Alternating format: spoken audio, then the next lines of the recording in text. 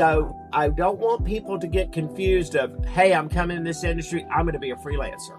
It took me 39 years of relationships, of successes, of failures, of participation. It took me 39 years of education. All of this combined together for me to have the strength to say, I can do this. Welcome to the Business and Pleasure of Flowers. We're your hosts, Vonda Lefevre and Lori Wilson, and we believe that business and fun are a perfect combination. Kind of like us, Vonda.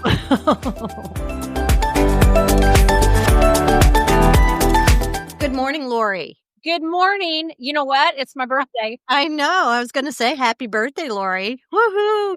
Thank you. I have been working on my Starbucks order because I get my free Starbucks today.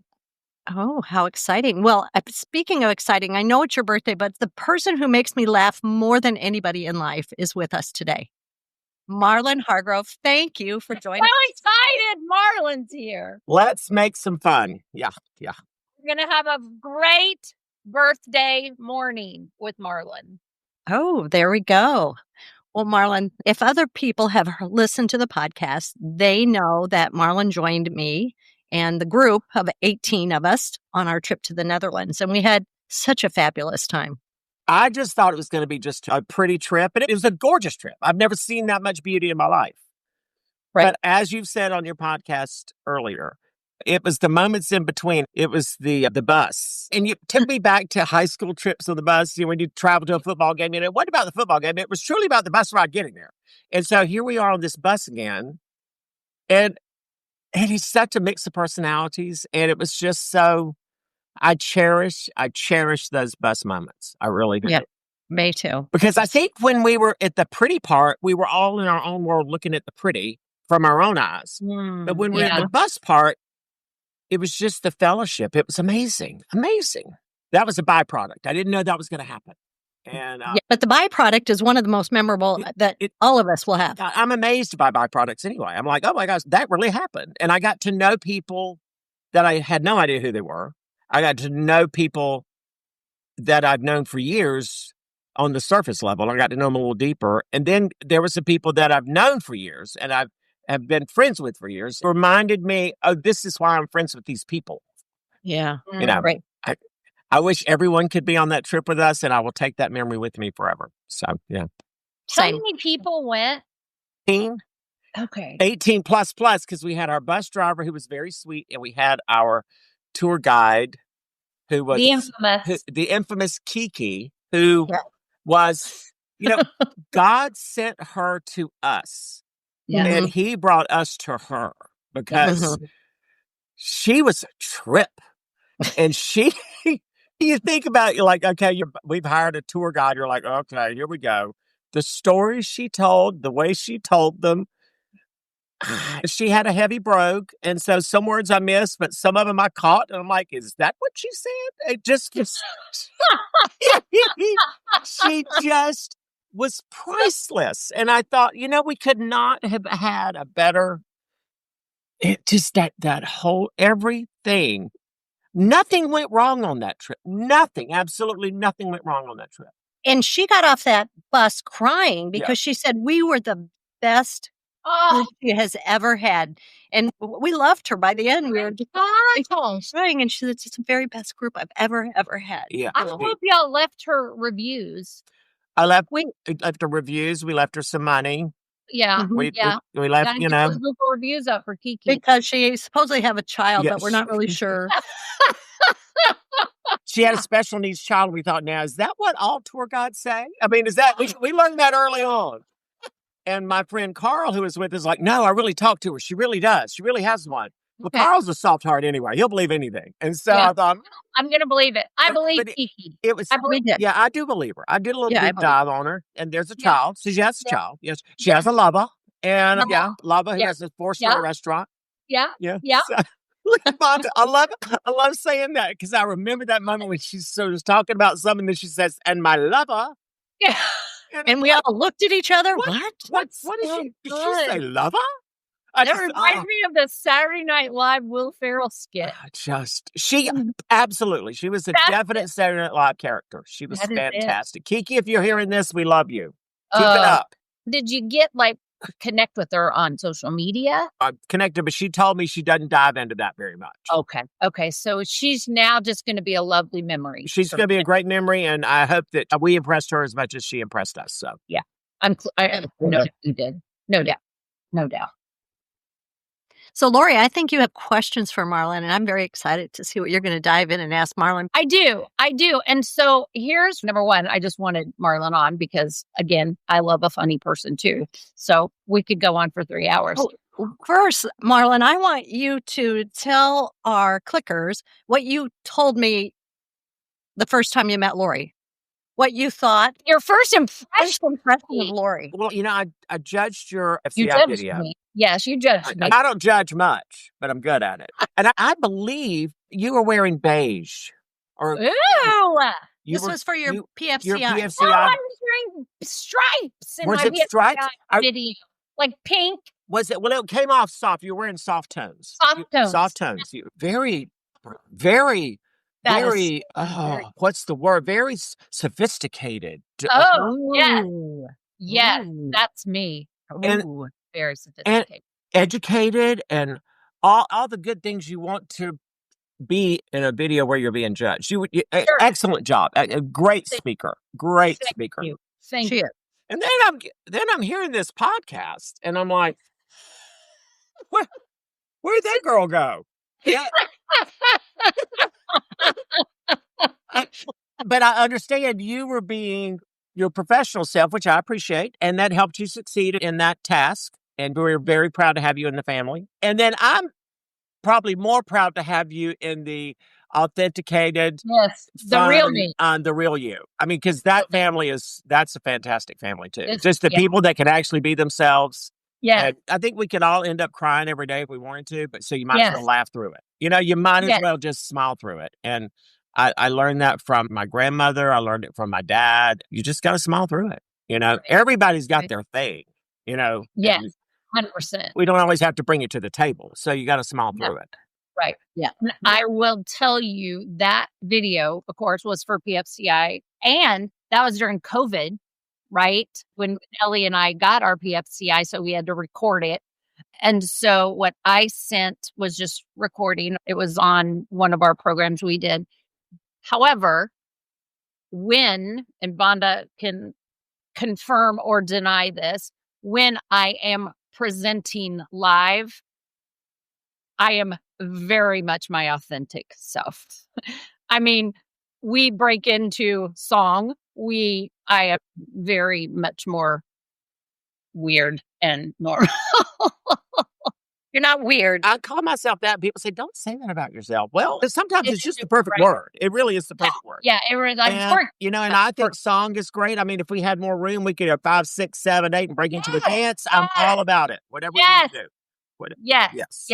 So anyway, it is funny when I go back and watch some of those videos. I'm like, who is that girl? If I have an all-time quote, here's my all-time quote. Make a statement or stay in the house. If you can't make a statement, it doesn't have to be loud. Right.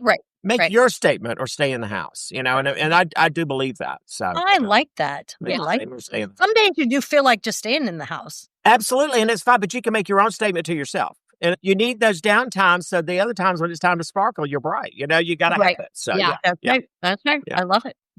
I have a lot of Marlinisms, and I just say these things. And you may think, okay, well, that was crazy today, but maybe tomorrow it'll sink in and be like, oh, that's what he was saying. So, I like it. I like that one. So one of the reasons I wanted to talk to you is I have not really ever had a conversation with a quote unquote freelance designer, a freelance person. And it's interesting that we're interviewing you today because last night, which when this airs, it won't be last night, but in our monthly shop talk meeting, one of our Flower Click members was talking about how they are looking for freelance designers for wedding season because they are up in like Mackinac Island area.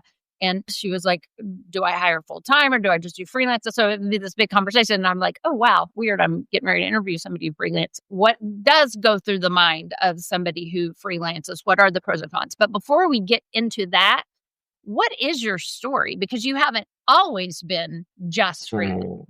No, I think I have a fabulous story. Vonda will tell you I love the word fabulous. Everything should be fabulous. It's just And I've taken that word because of she you. said, when I get off this trip, I'm just going to start using the word fabulous. Love it. I said, you might as well. The perfect word.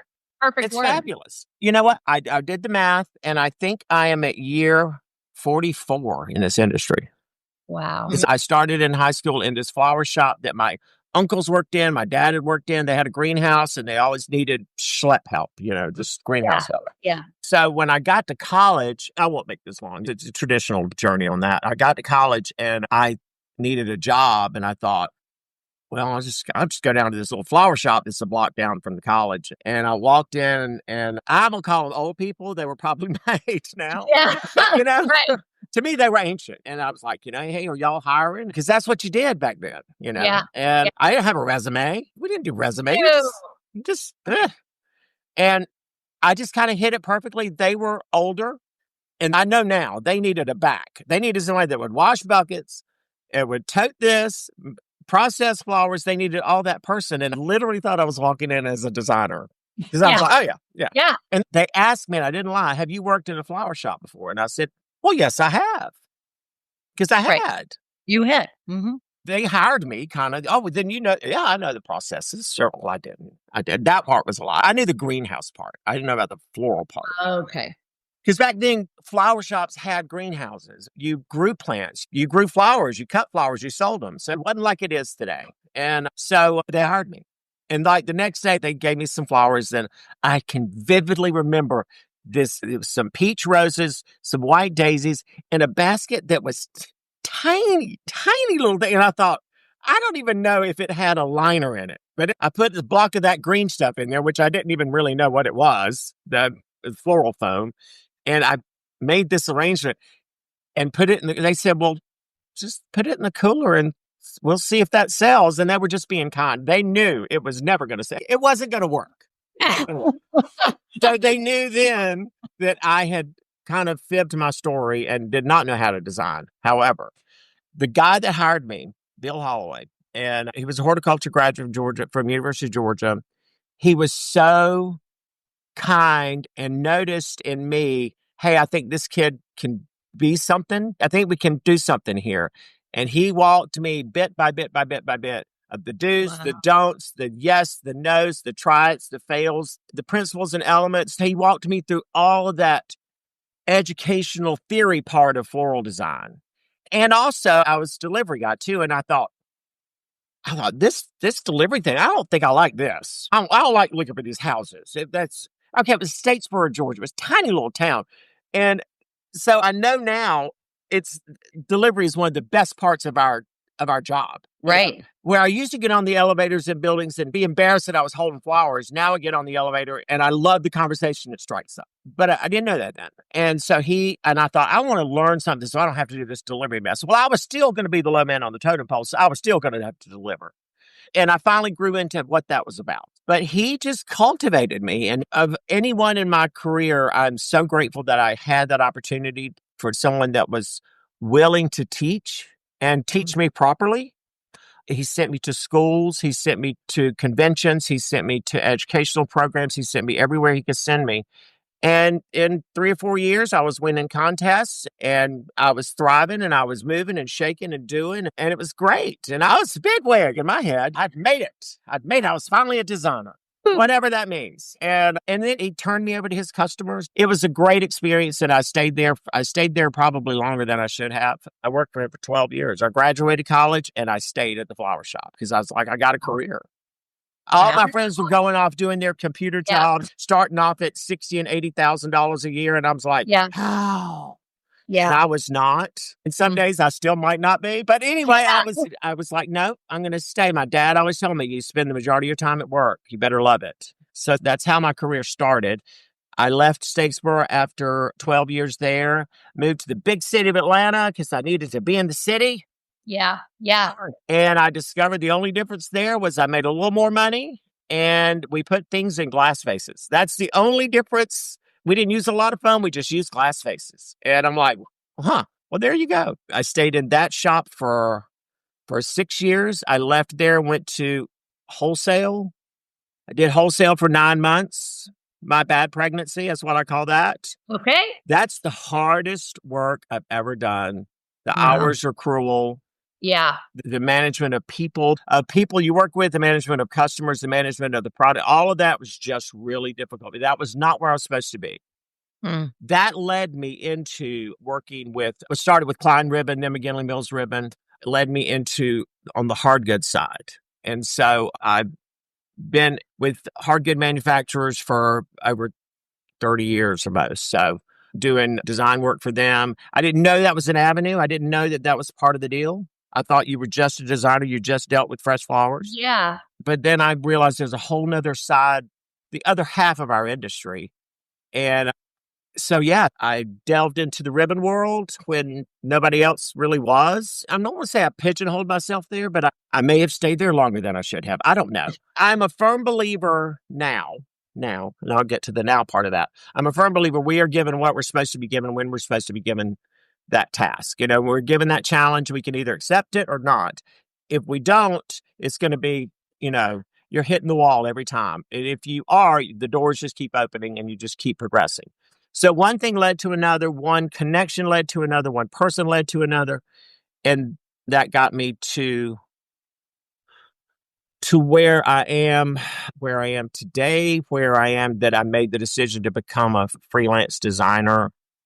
So that's the history of who I am. Mm-hmm. Do you want to ask another question or you want me to just keep going? I could just listen to you all day. I want you to keep Okay, well, here's the authentic part. Okay. So I've done retail, I've done wholesale, I've done manufacturing. I've done all three avenues. And that has been the best education because you just learn. You learn. I mean, the one thing about wholesale is it taught me product. Because I was a hard goods manager for a chain wholesale company that had a branch in Atlanta. I know there's lots of flower varieties and they continue to grow every year and they tend to expand. But let me tell you, when you start SKU numbers for wires and ribbon and wood picks and vases, and there's thousands of things in each category, it's just so much to keep up with. And this company I worked with did a cycle count sheet. I think that's what they call it. Tried to block it out. But it's like every 2 weeks I had to do these inventories. And I'm like, and numbers, not my thing. Never has been. No. Okay, quick side story, because it's a cute story. But I was doing a garden club program for Unified Garden Club of Georgia, and that was all the garden clubs together. So this is the middle Georgia section of that, and I'd done this big program, and after the program, this lady comes up to me, she says, Marlin, do you remember me? And I looked at her and I went, oh, Miss Aldridge. And she said, yes, you remember me. I said, yeah. I said, 7th grade math. She goes, yes. And, and I said, it's so nice to see you. She goes, I'm just glad I got to see you do this. And I said, well, thank you for coming. She says, no, really, I'm glad you found what you were supposed to do because math was never going to be it. And I said, well, why didn't you tell me that in 7th grade? She goes, I was your teacher. I couldn't tell you math was never going to be your thing. And I'm like, you're right. It was not my thing. But she goes, but you found what you were supposed to do. And coming from my 7th grade math teacher who probably, sweat and teared over my tests because they were horrible. And she didn't want to give me that grade, but she had to, So that's a side story. But I was working on my career and I owned my own flower shop at one point in time, Park East Flowers in Atlanta. And that's the ultimate when you can open your own business and and then 6 months later, a competitor opened in the same zip code. That was wire service time. Zip codes were important. If you were the only one in your zip code, and I was in a really good zip code, and I was the only one until they came in. So I was started to compare myself to them. And their shop is still in existence today, Foxglove and Ivy. I'll tell you, I'll just name it out. They exceptional for the day they opened. Exceptional even till today. And I could never get mine where I wanted it in my head or in my heart. I never got there. I tried for 10 years to make that thing work. And it worked. I made some money, but it just never looked like I wanted it to look. And I kept trying things. I would see my friends in the industry succeeding and thriving, doing this and doing that. And I kept comparing myself to all these people, and I kept coming up short. And I remember I have a great connection, and I've worked for years with Pete Garcia Company, and David Garcia, my boss, friend, mentor, just a great guy, came out to me. And I was looking at a magazine, and Vonda could have been in it. Who knows? There was a lot of famous people in that Floral magazine. And I remember looking, and he's like, "What are you doing?" And I was like, look at all these people. Look, they're moving and shaking. They're doing. They're actually, what they were doing was just being visible. They were just out in front of people doing their thing. And he said, "Well, but some of these people just rely on that for their living. You get a weekly paycheck." And I'm like, Yeah. okay. Yeah. He said, "You don't know what their life is like just because they're in a magazine." But then there Wow. was a day I made the magazine. And I was like, Bruce Wright took my picture at Symposium for a cravat I was wearing. And I made the magazine. And I was like, oh, God, I'm famous now. Famous. But I wasn't. Isn't that terrible? I will get to the real part of my story.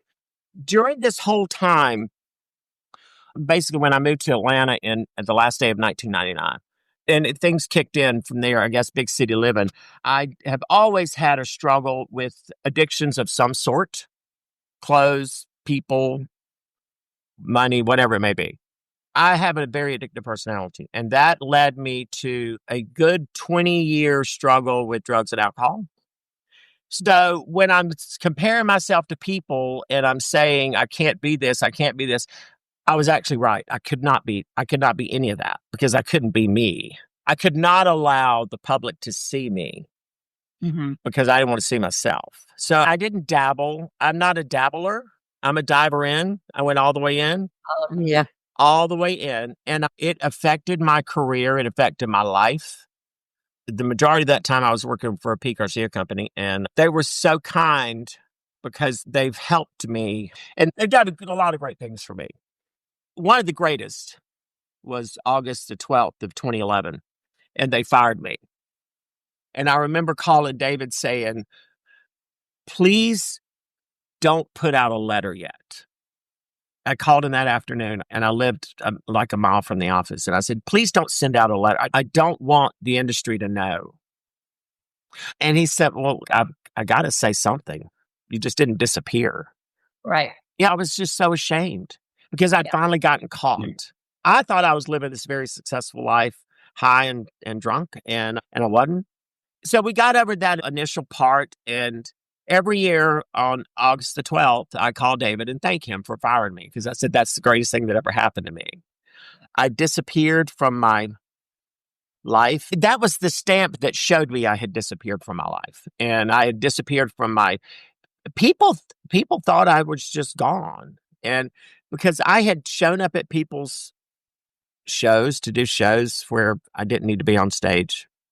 And that got around. And so I kind of blackballed myself a little bit. And let's go back to the laughter.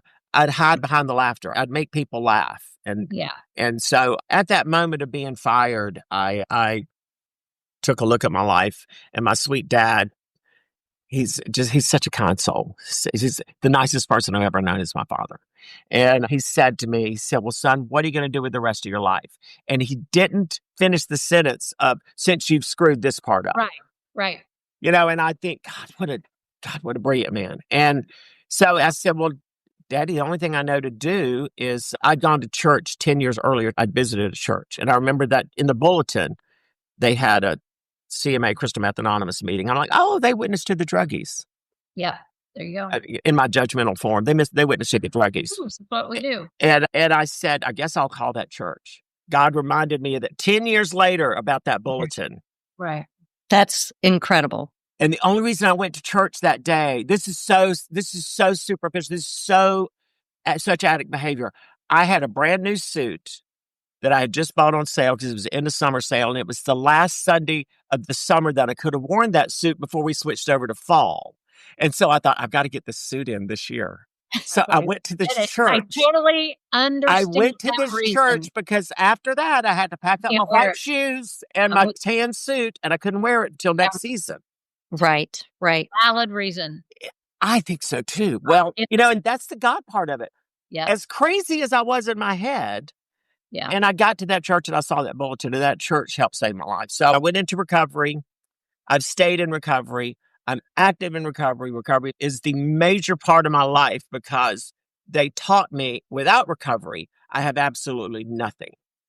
And it allowed me some clarity to look back on my life. And all this time I was comparing myself to people, to businesses, to this, that, to what I wanted to be.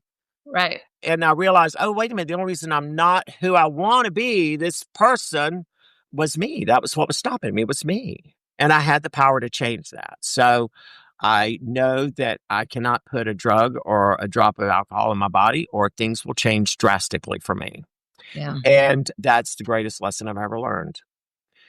So after making that decision, I had another mishap in my life where I was in a house fire.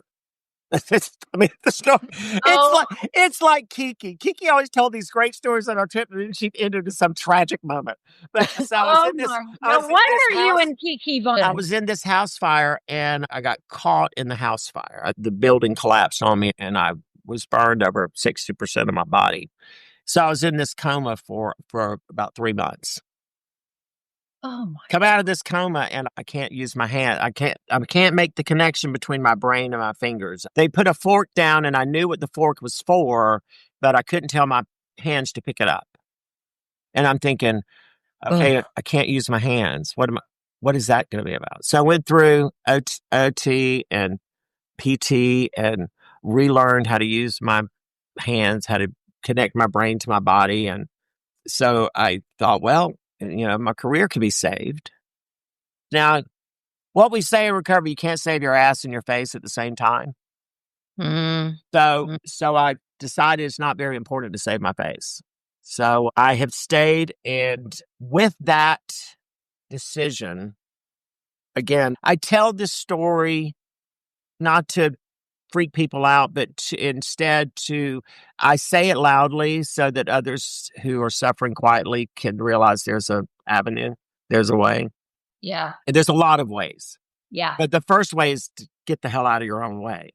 Yeah. Stop doing this to yourself and rely on a network, rely on a higher power, rely on belief, rely on hope, faith, perseverance, all the things it takes. Courage to just say, hey, I'm an addict, and move on. Once I got that in order, you can't get your life in order until you get your life in order. You can't start doing this until you clean the street off, So clean off the street and turn the life around. And let's go back to PFCI. Lisa Waddell called one day and she said, I'm chairperson for PFCI and I want you on my committee. And that was about a year or two into my sobriety. And I'm like, Lisa, I don't know. I don't know if these people will have me. And because it was SAF, and SAF, it's a different animal. It's a different section of our industry. It's more serious-minded business people. Yeah, serious business people. And I thought, I don't know if they're going to have me. She said, I get to choose, and I want you. So she said, we all thought you were dead. The whole industry thought you were dead. Yeah. And I want them to show that you're not. So I got on the PFCI board. I ended up evaluating people like you, Lori.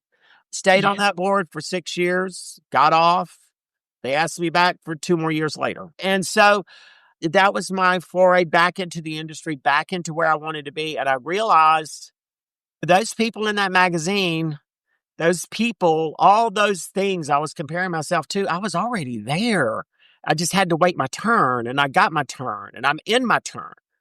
So I'm grateful for all of that struggle. I'm grateful for I don't believe I was on the wrong journey. My journey was just twisted. It just had some highs and lows. Some close friends of mine, there's 2 quotes that they told me, and I'm having dinner with them tomorrow night. The husband says, his quote is, you got to be on the right bus, headed the right direction. And that's very important. But you got to make sure you're in the right seat on that bus. Because, let's go back to the bus thing, because it's very important that the person beside you, your seatmate, is on the same journey and the same path with you. And I'm like, yeah. So I've surrounded myself with people that can help me sit in my seat and make the journey with them, all of us together. The other quote that the wife always says, if you want to do something, raise your hand. And I think, brilliant. Mm-hmm. You know, raise your hand. And so that takes me into the question of freelancing. I wanted to do something different, so I raised my hand. I answered my own question, but I raised my hand and said, I want to do this. Now, what does that mean? And the legitimate question, what is a freelancer? A freelancer is a lot of things. A lot of things. I'm my own boss. I pre-recovery didn't even look at a calendar. Now I live by this calendar on this phone. I wake up and if someone says, hey, let's have dinner, let's maybe have dinner next Tuesday. I'll put on my calendar, maybe have dinner next Tuesday. Live by that calendar. And that has taught me discipline and dedication to myself. And the fact that I don't have to be aloof. I can actually live by structure. And structure is very good for people like me. Rules and structure, we need that. So this freelance opportunity I discovered in my life, I had gotten very familiar with my work life, extremely familiar. And not that that's a negative, but I felt the need, now that I had taken care of myself and got myself better, I felt the need to allow myself to do what I dreamed of doing. Which was quit a job that I loved and say, work for yourself. Okay, it was year 39, 40 when I decided to make this decision. Wow. So I don't want people to get confused of, hey, I'm coming in this industry, I'm going to be a freelancer. It took me 39 years of relationships, of successes, of failures, of participation. It took me 39 years of education, all of this combined together for me to have the strength to say, I can do this. I don't even know what this is. Yeah. But I think, Marlin, part of that is you have the knowledge in every segment of the industry. So that allows you to be a really valuable freelance designer. There's freelance designers out there that are like, you know. Right. I'm not a poo-pooer. It may sound like I am, but I'm not a poo-pooer. I said I'm not really wanting to be a freelancer to just plow away at a design table. All I could imagine, I said, okay, I don't want to stand in knee-high pads of rose leaves, just popping out dozen rose arrangements. That's not what I want to do. No. I will do that. I will do that, but it's not what I want to do. So I'm aiming to go for where I want to go. But this past Valentine, and I've not worked retail in years. This past Valentine, a friend of mine called and said, hey, look, in a pickle, I need somebody that can come in, and this is to your point, Vonda, you just made. I need somebody that can come in, and I don't have to tell them anything. I just need you to be here at this time and to leave at this time. I don't have anybody in my staff that knows how to do everything. Yep, and that's right. The only thing I didn't do was ring out the cash register because that's tricky to me to learn a whole new machine. And I'm like, I don't want to waste my time at the register. You got Sally over here. She could do that. I talked about that pile of leaves. I said, I don't not really want to stand at a design table and just pump out rosary. And she goes, no. My people are not like that. It was the greatest experience I've had in retail in years. Wow. She has trained her customers to come in, not look for the red rose at Valentine, but look for the hellebore, look for the protea, look for the, she goes, and they'll just pick out what they want. You just put it together and you wrap it up. It was in Minnesota. Okay, y'all spend more time wrapping up the flowers to prepare them to walk outside as it's snowing, and I'm not used to that. So I learned how to wrap flowers. But that was such a compliment. I said, I love it that she said, I just need somebody that knows what they're doing. So in the freelance world, what I've allowed myself to do is be open-minded and to listen to what someone's asking of me. When they say, hey, look, I got a freelance, you're like, okay, let's talk about it. I'm not saying, yes, I'm coming. Because I learned a term just yesterday because I was telling somebody about it. I was doing this podcast. Scope creep. You ever heard of scope creep? No. Sounds like a strange term, but I looked it up and it's actually a thing. Came from my friend Rebecca at Green Mountain Floral Supply in Vermont. When you establish a contract with someone, when you establish intentions with someone to work for them, set those intentions, set those boundaries. and stay within those boundaries, because what happens in freelance world or with contract work, you tend to, oh, well, I'll do that. As simple as I'll drop the FedEx off on the way home, on the way back to the hotel. Okay, that's scope creeping. That's not in my scope of work that I agreed to do. And what I have allowed myself to do, it's a great term and it really makes sense because, the cash register. Had I taken on the cash register, I told her right off the bat, I'm not going to do the cash register because I don't want to do that. And I'm the kind, I like to set my hours. I'll come in at 9. I'll leave at, say, 7, because I think that's a very generous amount of time. And I want to get paid for those hours. After 7, I get more money because I've agreed to work till 7. Now, I'm the kind, I will be there in the trenches till the project is done. Till the door's going to open the next day, we're going to be prepared. And I'll stay there till hell freezes over. But I'm going to get paid to stay there. Yeah. And so if I don't, that's creeping into the scope that I had established. So scope creep, I got to watch out for that. So when someone says, hey, can you come work? I say, what is the job? What are the details? Who's involved? Is it just me? Is it a team? Am I in charge? Am I a leader? Am I a follower? Important positions to know. Right. It's not just about how much am I going to get paid. Right. You find out all that information first, and then you go, okay, well, let's talk money. Okay, if you get a list of 10 things that you're going to be, and then they're hiring you for $20 an hour, that ain't going to work. Right. With every task comes some more money. And I'm coming with the education. You don't have to teach me any of these tasks. I know what they are. Right. But I need to know where I fall into that plan. And so I know people that have a set rate that don't leave the house until that rate. I'm not that person yet. I have a rate that I don't work under, but I am flexible. I did an event this summer that was a big to do deal. And it was a little bit less than I would traditionally get, but I wanted to do the deal. And I wanted to work for this person because it's all about the connections. You show up, you do a good job, you will be asked back. And I am a firm believer, if you have the opportunity and you burn a bridge, you will have to walk over that bridge again. It's just how the world works. Yes, and so it is. just don't burn it. I've pulled some planks off the bridge a couple of times. But you can always jump over a space. But I have not burned the whole bridge down. I burned my life down, but I didn't burn the bridge down. Because I like to save face. I don't want to have to walk back over that bridge again. You show up, you do the job, you be pleasant. Be pleasant. Don't complain. You agreed to do this, so you got to do it.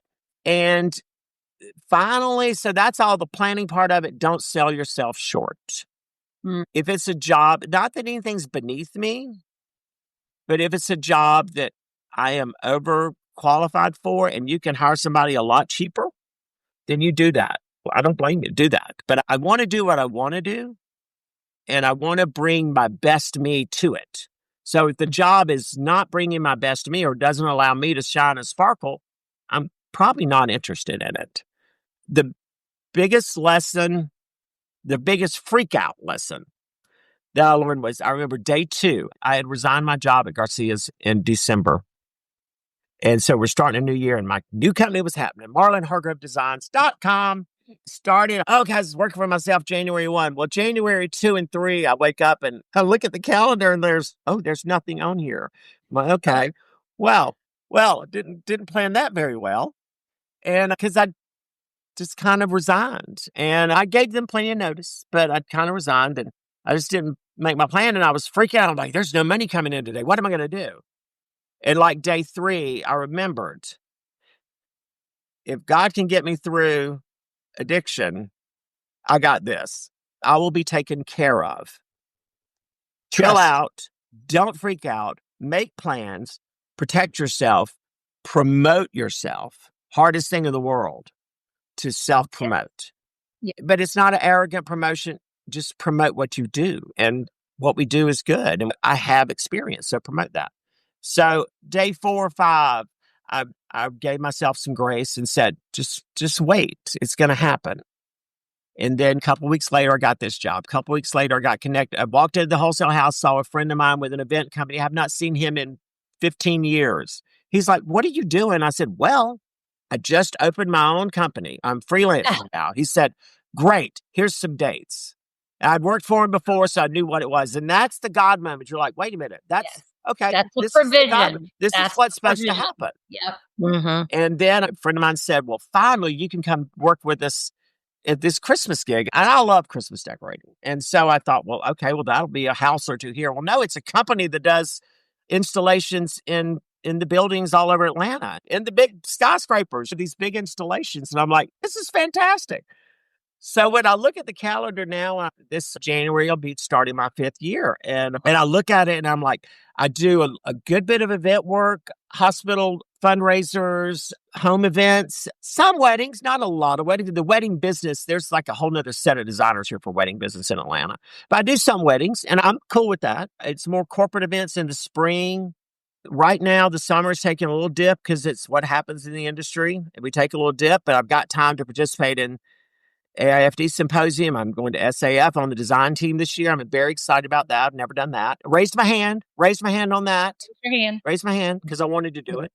I know, yeah. Well, if you come to the flower room. We'll come find you. We'll find you. And then in the fall, and I can start right today if I want to. I can start on Christmas. And Christmas business is huge. And I'll do Christmas from August all the way through till mid-January when we take stuff down. So I have a calendar.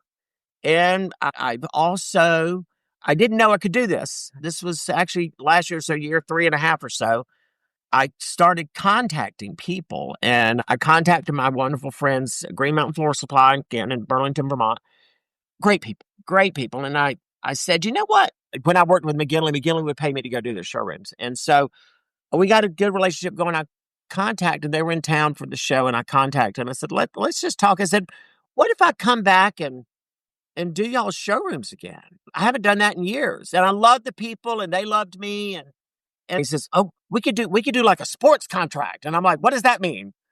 And he says, like, contract you for 3 years. And then in the 3rd year, you renegotiate your contract for 2 more years. And so I saw 5 years. I could get 5 years confirmed. Oh my God. Wow. Yeah. Right. So twice a year for the next 3 years, restructure in 2 years after that. I will go up to Vermont, do their showroom.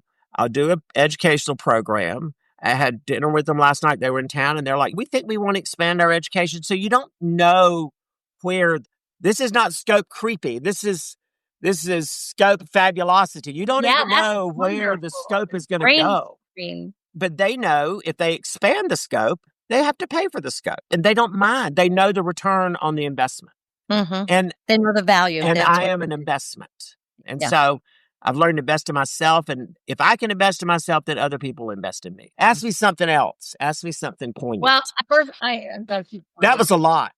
Sorry, listeners. No, I wish we could do 3 hours. I want to comment about, as Vonda knows, one of the things I love to do is just listen to people's stories. And your story is incredible. But in listening to your story, which brought tears to my eyes and then joy to my heart at the end. Yes. I wrote them down. It went from in the middle of you talking about your life of addiction, because I was so into your story where you're talking about your actions and who you were. I was just envisioning you living from a place of arrogance almost, because you are so self-centered, because I think when we are in absolutely arrogant, and now what chokes me up is you're so confident, not arrogant at all. And there's such a difference between arrogance and confidence. And it's so beautiful. It's like transformative, but right in front of us to see when you tell your story. And it's one of the most beautiful things I've ever seen within 40 minutes, just watching it. And you should do it every time you have a platform, because it changes people. And so my question is, do you have opportunities to share this story with people whenever you have a platform? Yes. In recovery, our life is our example, and our example helps others. We hope that others see successes in us. And even in when there's not successes in recovery, there's a lesson, there's a cautionary tale there. Our goal is to carry the message, not the mess. Yeah. And our goal is to help a fellow addict. And so my life should help others, not by me intentionally saying, here's my story, but showing my story and being my truth. Being But you have to be careful, because even on the professional side, we're still in a world where I think everybody is touched by some addict or alcoholic in their life. Yeah. Yes. There's always a trashy cousin somewhere, Yeah, And exactly. so, 100%. everybody's touched with it, but some people, they just want it to be over there. They don't want to be involved in that, because that That's looks messy. bad. That looks real bad. That's not my fault. That's not me. That's them. I'll pray for them, but that's about Yeah, it. put them on the prayer wheel and move on. Right. Yep. So I needed help. And I love it that you said arrogance, because it was arrogance, but I want to clear that up. It was survival, because I had pushed everyone out of my life. I was the only one left in my life. So it had to be self-centered. And I lived, and I lived in a black hole. I lived in this hole where I couldn't see anything except blackness and darkness. And when I saw a peak of light, which came from a meeting I went to, and addicts were laughing and having a joyful time, I'm like, my life is falling apart. Why are these people laughing? But that was hope that gave me. And I thought, you know what? And I'm the laugher now. I'm the one that can laugh. Yes, you are. Because that's some crazy stuff went down during that part of my life. Crazy. Yeah. We chuckle at it now, but I'm very sincere about it. It was awful. But it brought me to where I am now. And I appreciate that you said confidence, because I believe that's where I come from now. And it's so funny, because yesterday that word was used for me. And it always shocks me when people say that. Yeah. Because I'm a big personality and I don't want to come off as arrogant. But again, let's go back to, I want to make a statement when I leave the house. Right. And that's a beautiful thing. And I think being confident helps in going back to, you were obsessed with comparing. Oh, that's heart the worst world in the world. The bane of our existence, right? Yeah, it's horrible. And so when we're confident in who we are as God created us, right? And what our skills are, we're not constantly looking next door to the other influencer or designer or whatever. We're like, hey, yes, we can celebrate the other store and how great they are, but also go, you know what? We're pretty great too. Well, we got to find what our path is. I'm amazed at y'all, at this podcast. I'm amazed that this is an art form now. It's a way of communication, you know? Who would have ever thought we'd be sitting around watching a computer screen with people's faces on it and people talking on a big old microphone, you know? Exactly. And people paying to listen to it. You know, I mean, who would have ever thought that? So it's just amazing. So I admire all this other that's out there that is not my lane. It is not mine. Yeah. And I'm just supposed to stay in my lane and do what I'm supposed to do and make a living out of it. And I've made a living. And, that's awesome. And it's great. Happy. That's the main. And then there's a quote that says, sometimes it's hard to see our path because we're on it. And that's exactly where you are. Absolutely. You were on that. And you know what lights my path is my people. My people. Y'all are my people. They can't see us looking at each other, and I'm seeing your faces. You're lighting my path today. I mean, I feel the vibe. I feel loved. And so, Yeah, we talk about that all the time. When we were talking about going to AIFD, going to ASAF, why do we go to those kind of events? It's because we light up when we physically touch one another, like can see our people and hang out. It's just something about it. Life-giving, yes. Yeah. Life-giving. And I've been to that symposium on both sides. I went early in my career when I was in my addiction, when I was mentally by myself. Yeah. And I've gone now. Last year, I did a main stage program. In my career, that's the largest thing I've ever done. And it's a doozy. And I congratulate anybody that pulls that off, you know. And you did amazing on that. Lori was there. I did me. And that was the thing. That comparison came in. I'm like, well, this one did this and this one did this. And I'm like, you know what? Just get out there and just do you. And you know, and I laughed and I cried and I got emotional and I got sassy. I got everything I was supposed to do because that's who I am, you know. Yep. And you know what? My design work is pretty. Is it the prettiest in the world? I don't know. It's fine with me, but I got a message Fabulous. across. Yep. It's fabulous. It It's was fabulous. Yeah. Absolutely fabulous. Absolutely fabulous. Yeah. All right, here's my last question. Oh no, that means it's coming to an end. I All right. No, you can elongate it as much as you want. Vonda's like, wrap this up. Yeah. No, it's fine. Don't look at her. Don't look her in the eye. Okay. She's Don't covered look over. in the eye.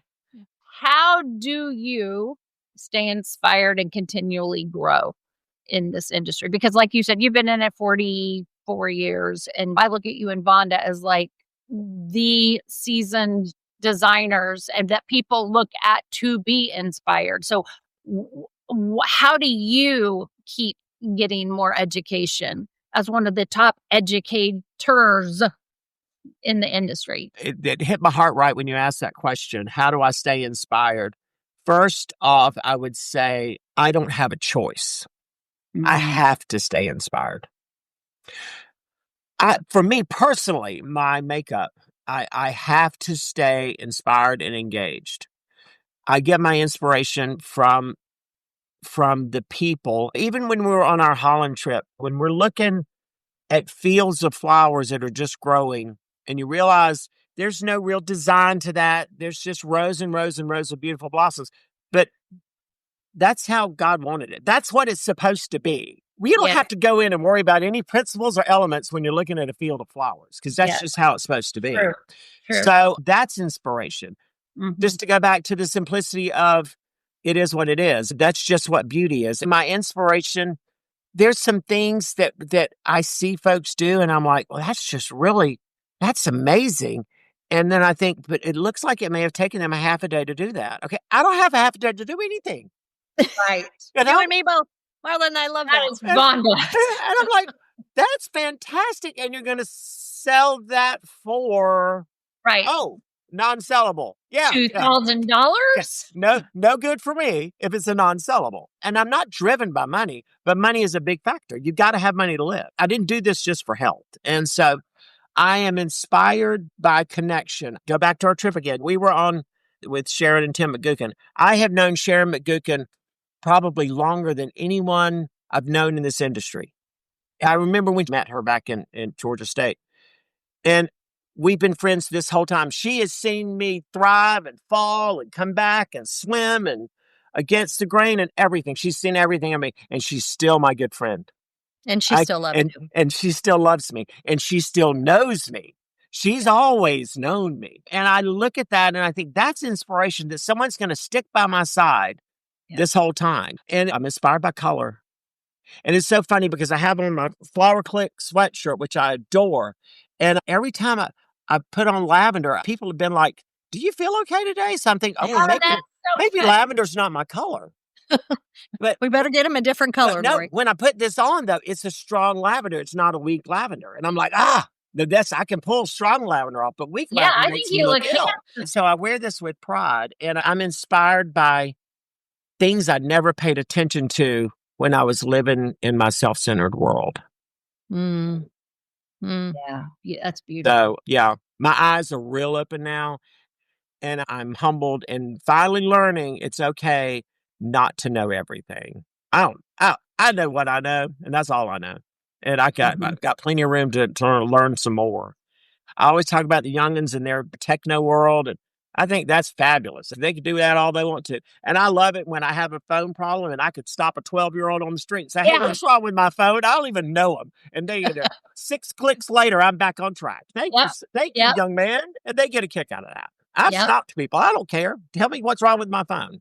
So that's not my avenue. It's not what I'm supposed to do. That and that cash register. I'm not supposed to do that. I did tax forms one time when my business partner was on vacation. She goes, okay, here's the tax forms. You got to do it this time because I'm gone for a month. Okay.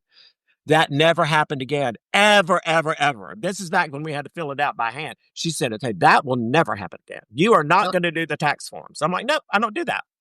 I just did them terrible, but that's not my lane. Stay in my lane. Widen your street, but stay in your lane. Right. So. I'm right there with you 100%. Any of those things, that just makes my stomach hurt. I don't want to. Well, Marlin, you are amazing. No, you are fabulous. Fabulous. And thank you so much for coming on. And let's do it again sometime. Let's talk about something else. Look, we got to get it on his calendar. Oh, there We you will go. reach out. We're going to get another date on your calendar and we'll find a different topic because I think you need to be an ongoing, I almost said an ongoing character. You know, I quietly kind of raised my hand about this. You did. And I told Julie, our good friend Julie I Polar, love that Julie you were- Polar. I told that to people yesterday. I said, I Uh, love that girl. So I said, Julie, we're having Marlin on this week. And she goes, I knew he'd find a way to wiggle in there. See, these people know me. Yeah. I wanted You know to what do we it. can I'm do? like, yeah, We- this is the first one I've ever done. Oh, Yeah. wow. It might be my Well, last, but it was my first. We'll have you sometime after SAF or something. And we'll talk about what it's like to work a flower room. I'd love to do that. I volunteered last year because when I went to convention, I was there basically for expo, and I got my expo done, and I'm like, oh, I've got nothing to do but meetings now. Yeah, I'm not a big meeting person, but anyway, I'll go. So I just jumped in the flower room and said, stuck my head and said, hey, y'all want some help? Yeah. Like, sure, come on. So Lorraine Cooper was in charge of it. She said, sure, in her beautiful accent. And so I was like, sure, I'll do it. So yeah, it was fun. Yeah. So let's hope it continues to be fun. It will be. Yeah, I think that would be an interesting one, talking about that one and AIFD flower, just kind of talking about what is the behind the scenes of working those kind of things. Because those programs are always looking for volunteers. Yeah. And I've got a new position with AIFD. I'm shadowing, and y'all had her on your podcast, Lori Novak, for the partners development. Partners development. Yeah. So yeah, I know. So that's where you can go walking around. Someone raised my hand for me on that one. When you say, hey, what can I do? At a president's banquet one time, and you're sitting by the future president coming in, I'm like, well, if you need some help, let me know. And Renee Tucci just raised her. She goes, this is what you're going to do. I'm like, oh, okay, fine, I'll do it. So I don't know what it's going to be, but we'll see what happens. It'll be fun. It's an adventure. Love it. So thank y'all. Oh my God, I really talked, but it's fabulous. It was great. I can't wait to see what the title of this one's going to be. Me too. It's going to be funny. All right. Love you both. Thank you. Love you. Bye-bye. See you soon. Thank you so much for listening to our podcast. We hope you enjoyed spending time with us because we enjoy spending time with you. If you did, make sure you hit that subscribe button or add the business and pleasure of flowers to your Google morning routine or your flash briefing on Alexa. We look forward to seeing you next week. So please come back and join us and discover how a bit of knowledge and one small change in your mindset can take you to new levels in your life and business.